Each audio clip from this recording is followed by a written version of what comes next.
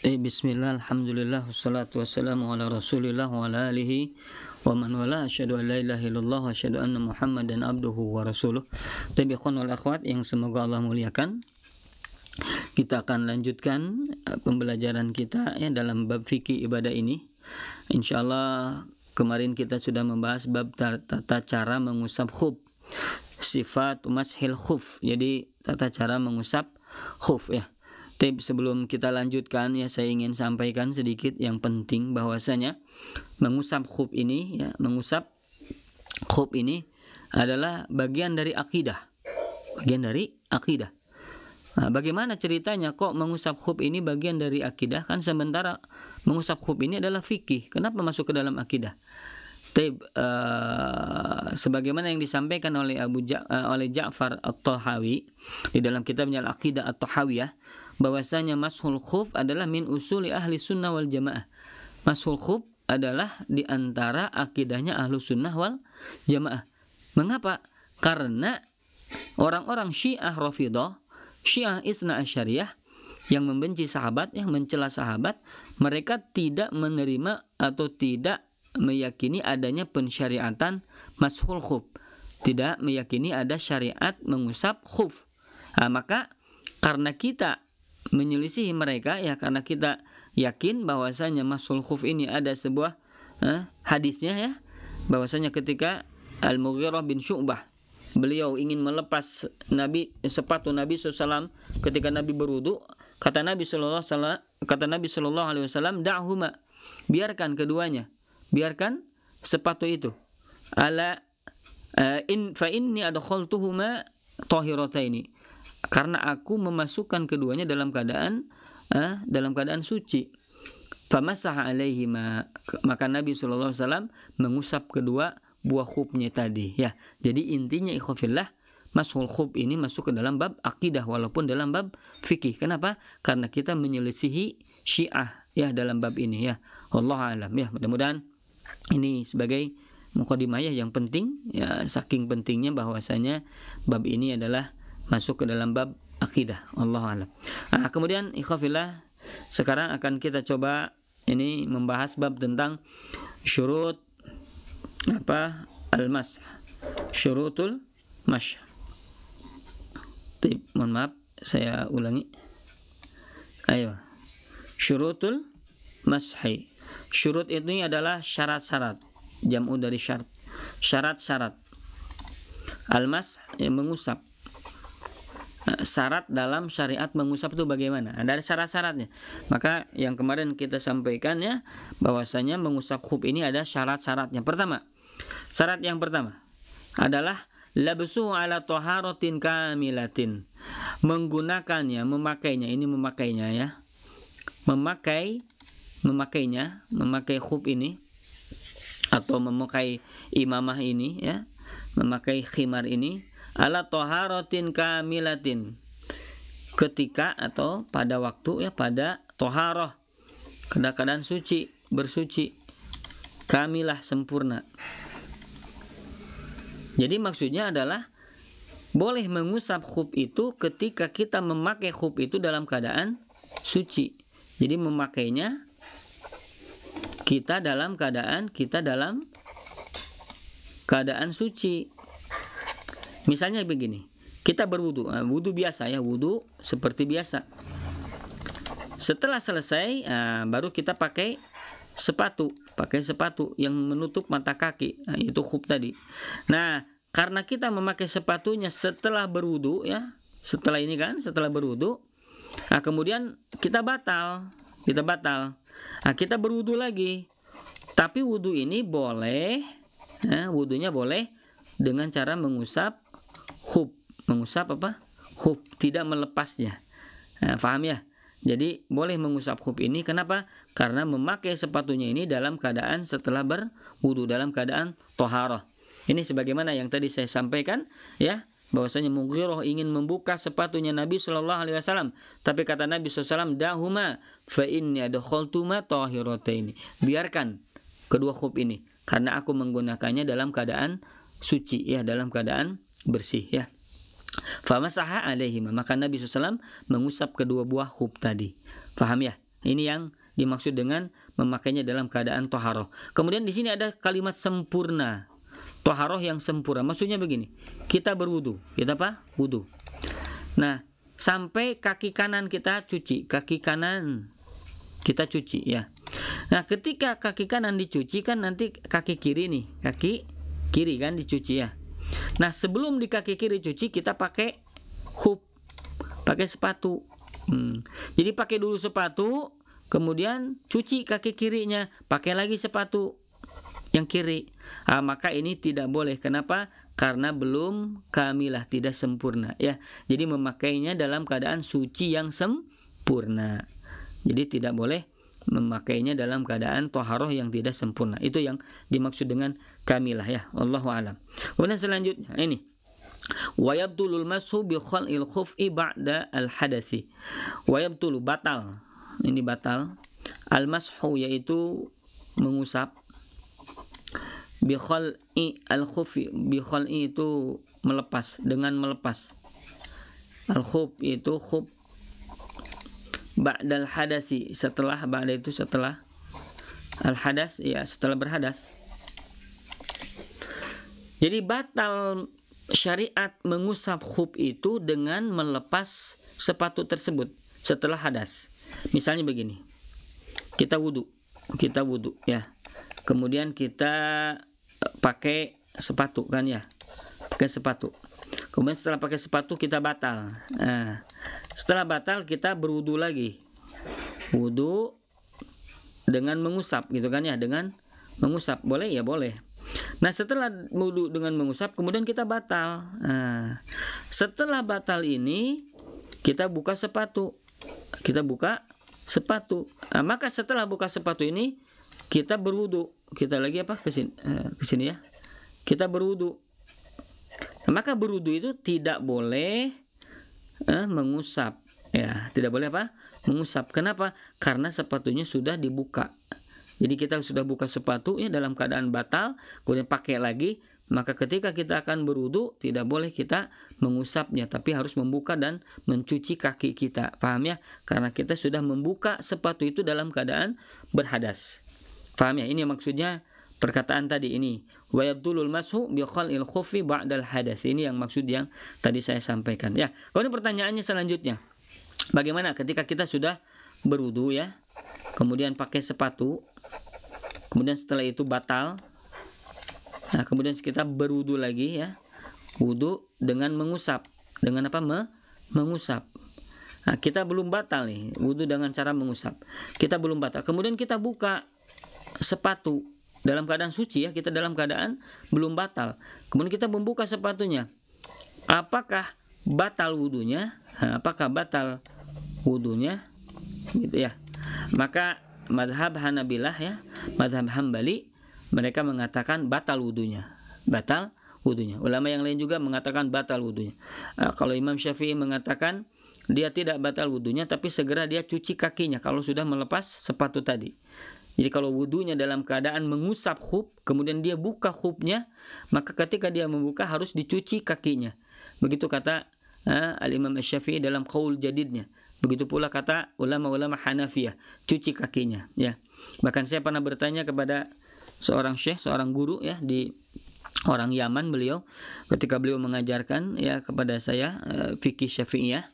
Kemudian saya tanyakan kepada beliau, bagaimana seseorang ya jikalau kita berwudu dalam mengusap khuf. Kita pakai sepatu dan pakai kaos kaki. Kemudian kita mengusap khufnya di sepatu kita. Setelah itu kita masuk masjid. Kemudian sepatu itu kita buka dan kita sholat pakai kaos kaki. Apakah sah tidak, Syekh? Saya katakan itu, saya sampaikan itu. Maka kata Syekh tidak sah. Kenapa? Karena engkau sholat dalam keadaan tidak ada yang diusap dan tidak ada yang dicuci. Kenapa? Ya kau tidak mengusap jaurab atau kaos kaki. Dan Imam Syafi'iyah mengatakan tidak boleh mengusap kaos kaki, hanya khuf saja. Ya, hanya khuf saja. Tidak boleh mengusap kaos kaki ya. Seandainya mengikuti pendapat Hanabilah, engkau boleh mengusap kaos kaki, tapi kau tidak usap kaos kaki itu. Engkau hanya mengusap khufnya, sepatunya saja. Maka kau sholat dalam keadaan memakai kaos kaki adalah dalam keadaan tidak mengusap khuf. dan tidak dalam keadaan mencuci kaki, maka tidak sah sholatnya. Begitu kata beliau ya. Jadi kalau mau sholat maka dicuci dulu kakinya. Tapi pendapat yang lain ya, seperti Imam Ibnu Hazm, kemudian Syekhul Islam Ibnu Taimiyah mengatakan tidak batal. Jadi ketika seseorang membuka sepatu, sepatu dalam keadaan suci, dalam keadaan apa? Suci, maka tidak membatalkan wudunya, dia boleh sholat. Ini perkataan beberapa ulama yang lainnya, seperti Syekhul Islam Ibnu Taimiyah, Ibnu Hazm dan lainnya. Ulama-ulama kontemporer pun mengatakan seperti ini ya. Membuka sepatu itu tidak membatalkan wudu ya. Allah alam, inilah pendapat yang saya ambil ya. Akan tapi sekali lagi kembali kepada pendapat Hanabilah. Kalau pendapat Hanabilah membuka sepatu itu membatalkan wudu ya. Allahu a'lam. Selanjutnya yang kedua, ini syarat yang pertama sudah ya. Syarat yang kedua, kaunuhu sabitan satiron. Kaunuhu, keadaannya. Maksudnya keadaan khufnya itu sabiton, pasti atau jelas. Satiron, menutup. Jadi posisinya itu, keadaannya yang yang khuf tadi, imamah tadi, khimar tadi menutup anggota badan. Apa saja contohnya ini? Untuk khuf maka lima halil fardi, itu pada posisi, pada tempat ya, al-fardi, yaitu wajib dicuci anggota wudunya, maksudnya kaki ya dalam hal ini. Berarti kan kalau misalnya kaki kita harus mencuci sampai tumit kan ya, tumit. Maka khuf ini harus menutup tumit, begitu. Jadi kalau tumit tidak tertutup ya, maka tidak boleh mengusap, begitu. Kenapa? Karena ini syaratnya adalah sabitan satiron, betul-betul jelas menutup permukaan yang wajib dicuci. Paham ya? Ini untuk khuf. Nah, selanjutnya untuk yang kedua adalah al-imamah, yaitu imamah, serban. Nah, bagaimana syariat mengusap serban? Lima jarot al-adatu bisatrihi. Lima jarot ya, pada perkara jarot al-ada. Jarot itu mengalir, maksudnya berlaku ya. Berlaku al-ada, adat, kebiasaan. Yang biasanya.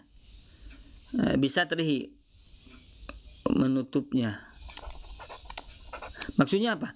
Kalau imamah kan biasanya seorang memakai imamah itu telinga terbuka. Nah, telinga terbuka, tidak tertutup imamah. Kebiasaan seperti itu. Maka bolehkah kita mengusap mengusap imamah? Maka jawabannya boleh. Kenapa? Karena ini. Nah, jarot, lima jarot al-adatu bisatrihi. Ya, sebagaimana ya kebiasaan orang-orang menggunakan imamah tadi. Ketika orang biasa menggunakan imamah itu terbuka telinganya, maka boleh mengusap imamah tadi, mengusap sorban tadi ya. Paham ya? Ini untuk imamah. Nah, kemudian selanjutnya untuk al-jabirah. Al-jabirah ini adalah perbannya.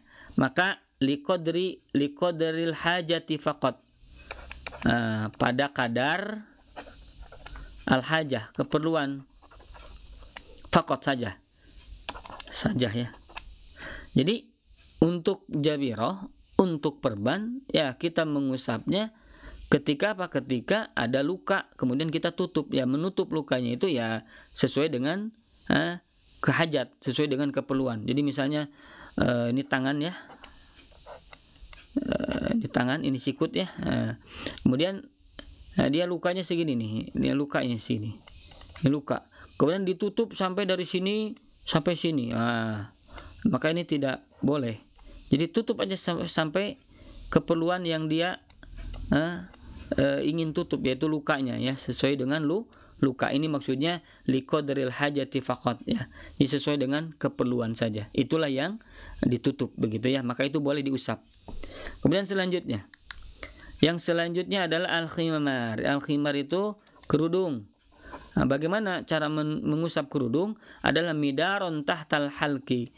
Midaron yang mengelilingi atau melilit ya, yang mengelilingi ya. Tahta di bawah, halq itu kerongkongan, tenggorokan. Jadi jabirah khimarnya, kerudungnya menutup kerongkongan. Ya, inilah kadar penutup untuk khimar. Paham ya? Jadi kalau misalnya terbuka kerongkongannya, terbuka tenggorokannya, maka tidak boleh diusap, begitu ya. Wallahu alam. Baik. Selanjutnya. Nah, ini kaunul mashi ala ghairil jabirah fil hadasil asghar. Keadaan al-mash yaitu mengusap ya, ala ghairil jabirah, selain jabirah. Selain jabirah itu selain perban ya. Fi al-hadasil asghar adalah untuk hadas yang asghar, hadas kecil. Maksudnya apa? Misalnya khuf, kemudian imamah, kemudian khimar ya, kerudung. Maka boleh mengusap ketiga ini ketika dalam hadas asghar, hadas kecil. Hanya berwudu, ketika berwudu. Tapi ketika hadas besar, ketika harus mandi, tidak boleh mengusap, tapi harus mandi bersih, seluruhnya harus dicuci. Itu maksudnya kaunul masih ala ghairil jabirah, selain jabirah. Tapi kalau jabirah, kalau perban, boleh dia mandi ya, kemudian perbannya ini diusap ya, diusap. Kenapa? Karena ada keperluan, ada hajat ya, ada darurat di sana. Kenapa? Ya karena dia ada luka, maka boleh diusap seperti itu walaupun dalam keadaan mandi. Paham ya? Tapi ini yang dimaksud dengan syarat yang ketiga, yaitu kaunul masih ala ghairil jabirah fil hadasil asghar. Keadaan mengusap ya, khub atau khimar atau imamah itu selain perban adalah untuk hadas yang asghar, hadas yang kecil, yaitu wudu ya. Allah alam. Selanjutnya fil muddati syar'iyyati. Fil muddah, ini fi itu pada ya. Al muddah periode. Asyariyah, syar'i, yang disyariatkan. Yang disyariatkan. Jadi periode yang disyariatkan itu sampai kapan? Begitu. Mengusap khub, mengusap khimar, mengusap imamah, periode yang diucap itu kapan? Begitu. Maka di sini dijelaskan yang pertama untuk al-jabirah, untuk perban, ila syifa'il jurhi, sampai sembuh. Ini sembuh ya. Luka. Jadi lukanya sampai sembuh. Kalau sudah sembuh dibuka dan dicuci biasa seperti biasa. Ini untuk jabirah. Kemudian yang kedua untuk ghairuha. Untuk ghairuha ini adalah selain jabirah. Selain apa? Selain jabirah. Selain perban berarti. Untuk apa saja berarti? Untuk himar, untuk imamah, untuk khub ya, untuk tiga perkara itu. Nah, maka untuk mukim itu selain yang tinggal di rumah ya, maksudnya tidak bepergian, tidak ke luar kota, diam di rumah. Maka harinya itu yaumun wa lailatun, yaitu 1 hari 1 malam. 1 hari 1 malam. Saya contohkan begini. Misalnya seorang wudu jam 8 ya, jam 8 pagi. Dia berwudu. Dia wudu. Kemudian jam 9 pagi dia pakai khub. Khub itu sepatu ya. Kemudian jam 10 pagi dia batal. Kemudian jam 12 siang dia wudu dengan mengusap. Nah, kapan mula waktu dihitung 1 hari ini gitu ya? Kapan dihitung 1 hari ini? Maka kata ulama yang lebih banyak adalah kata Hanabilah juga, ini adalah ini ketika dia batal. Jadi dia sudah wudu, kemudian dia pakai khub, batal jam 10, maka inilah awal mula hitungan. Awal mula apa? Hitungan. Jadi berlaku dari jam 10 pagi sampai jam 10 pagi lagi esoknya. Nah, inilah asal hitungannya, begitu ya maksudnya ya. Ada juga yang mengatakan ini ketika awal mula wudu. Nah, ini ketika awal mula suci pertama kali, yaitu jam 12 siang. Maka jam 12 siang esoknya, ini kalau pendapat yang lain. Tapi kebanyakan juga pendapatnya adalah yang ini, awal mula batal. Ya, termasuk pendapat Hanabilah adalah awal mula berhadas, ketika setelah selesai dia menggunakan khuf. Paham ya? Tapi ini hitungan periodenya ya, yaitu untuk mukim 1 hari dan 1 malam. Nah, untuk musafir, untuk yang orang yang bepergian adalah 3 hari 3 malam. Salah satu ayamin bilayaliha, 3 hari 3 malam. Sama tadi, kalau misalnya dia sudah berwudu, kemudian dia pakai khuf, kemudian jam 10 pagi batal, maka 3 hari setelahnya sampai dengan jam 10 pagi ya, maka dia boleh mengusap khuf ya. Setelah selesai jam 10, maka dia batal mengusap khufnya dan batal wudunya, maka dia berwudu kembali ya. Allahu a'lam. Ini yang keberapa? Yang keempat ya. Syarat yang ini ya, selanjutnya wa yabtulul wudu'u bintihail mudah. Batal wudunya ketika selesai periodenya berakhir. Kalau sudah selesai periodenya, maka wudunya pun batal. Begitu menurut Hanabilah. Maka harus dia berwudu kembali ya ketika mau sholat ya. Allahu a'lam. Kemudian selanjutnya, kaunul mamsuhi tahiran mubahan. Nah, syarat yang selanjutnya adalah al-mamsuh, yang diusap ini, yaitu bendanya ya, berarti benda yang dipakai ya, atau benda yang dipakai yang diusap ini tahiran, suci. Nah, dalam keadaan apa? Suci. Mubahan, mubah atau halal. Jadi dalam keadaan suci, bukan najis, bukan apa? Najis. Misalnya dari kulit babi, kulit anjing dan lain sebagainya, tidak boleh. Maka tidak boleh sesuatu yang najis ya. Walaupun anjing dikhilaf ya, ulama khilaf. Malikiyah tidak najis, bukanlah najis itu ya. Kan tapi kebanyakan ulama najis, anjing itu adalah najis. Kemudian mubahan, mubah itu halal, artinya bukan hasil curian, bukan hasil tipuan gitu ya, sepatunya, kerudungnya, imamahnya. Kalau misalnya seperti itu, maka tidak boleh diusap, bahkan tidak boleh dipakai ya, karena bukan hak kita. Begitu ya. Ini syarat yang kelima adalah kaunul mamsuh tahiran mubahan. Yang diusapnya itu, benda yang diusapnya, benda yang dipakainya adalah dalam keadaan suci, lagi dalam keadaan halal, boleh. Kemudian selanjutnya, mashul qadril wajib. Mengusap kadar yang wajib. Nah, apa ini maksudnya? Adalah bagaimana cara mengusapnya, begitu ya. Nah, maka di sini adalah aksaru zahiril khuffi. Aksaru itu sebagian besarnya, sebagian besar. Zahir yang nampak atau punggung ya, yang nampak atau punggung kaki, apa tuh atas ya, atas kakinya, atas kaki atau atas khuf, atas khuf. Al khuf ini khuf ya. Nah, maka yang diusap adalah yang nampak aja, yang di atas khuf tadi ya, atas khufnya, atas sepatunya. Jadi tidak usah pinggirnya kemudian atau bawahnya gitu ya, atasnya tidak. Maksudnya atas khufnya saja ya yang diusap, bawahnya tidak usah. Ini sebagaimana yang dicontohkan kemarin, pertemuan kemarin ya, insyaallah sudah difahami ya. Tapi selanjutnya untuk yang imamah adalah aksaru ad-dawair. Aksaru dawair maksudnya adalah sebagian besar lilitan. Jadi kalau kepala ya, sebagian besar lilitannya itulah yang diusap untuk apa? Imamah. Kemudian yang terakhir jami'ul jabiroh. Nah, untuk yang jabiroh, apa jabiroh itu? Perbannya adalah seluruhnya.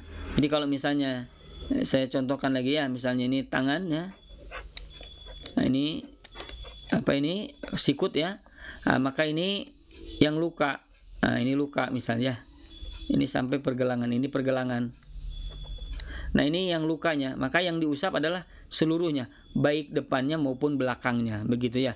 Baik yang permukaan depan maupun yang belakangnya ini. Maka harus diusap ya, kalau itu untuk jabiroh atau untuk perban. Jadi seluruhnya. Jadi kalau misalnya apa?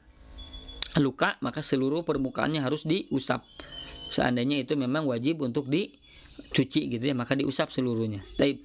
Yakhafila azani Allah wa yakum. Itulah ya yang mungkin dibahas. Jadi syarat mengusap itu ada 6. Pertama, labsuhu ala taharatin kamilah, memakainya dalam keadaan suci.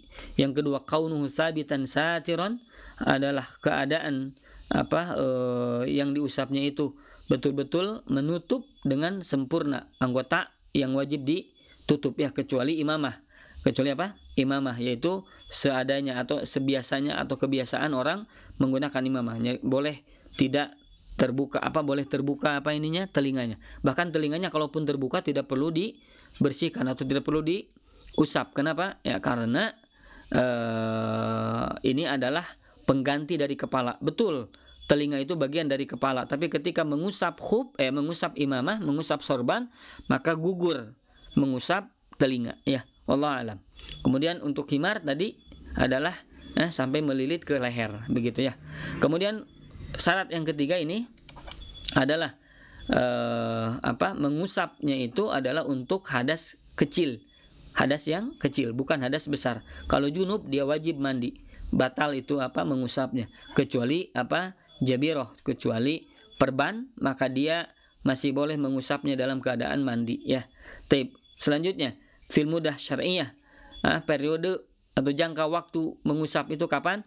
Untuk orang yang mukim 1 hari 1 malam, dan untuk orang yang musafir 3 hari 3 malam. Kemudian yang selanjutnya ini, kaunul mamsuh tahiran mubahan. Bahwasanya yang diusapnya itu adalah benda yang dipakai itu berarti benda yang suci lagi benda yang halal, begitu. Terakhir adalah masul qadril wajib.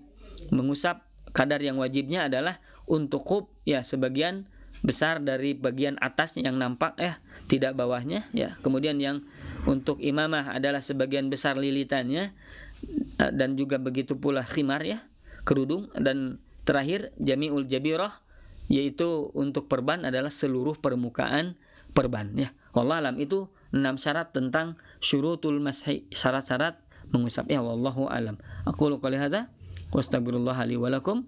Wassalamualaikum warahmatullahi wabarakatuh.